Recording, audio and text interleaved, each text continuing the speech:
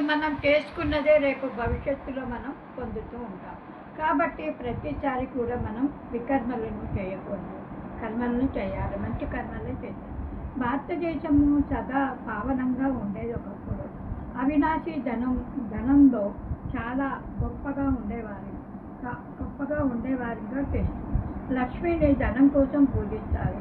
సంగమయుగములో శివ పరమాత్మ మొత్తం చక్రము తెలియచేస్తూ ఉన్నారు. కాబట్టి సత్యనారాయణ కథను వినిపిస్తూ ఉంటారు.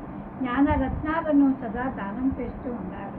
ఇప్పుడు అంతిమ సమయము ఆధారంగా పురుషార్థం చేస్తూ అదే దాన్ని రిపీట్ అవుతూ ఉంటుంది. అవినాశి జ్ఞానరత్నాలను దానం చేస్తూ అఖండ పూజ స్వరూప ఆత్మగా అఖండ యోగిగా కావాలి.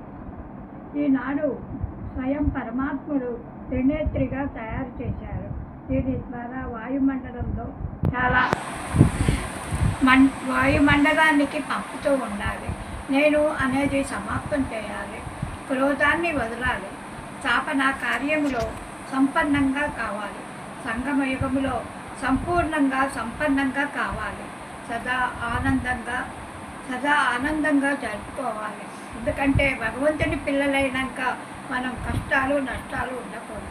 అతీంద్రియంగా ఉపయోగిస్తూ ఉండాలి. సదా అతీంద్రియ సుఖములో ఊయల ఊగుతూ ఉండాలి. దీంతో సాధనాలు లేకున్నా కూడా సాధన జరగాలి.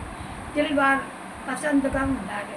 సర్వ పట్ల శుభకామన ఉంటూ ఉండాలి. నేను ఒక ఆత్మను, చైతన్య శక్తిని, అతి సూక్ష్మమైన విద్యుత్ స్వరూపాన్ని, ఆత్మస్వరూపాన్ని.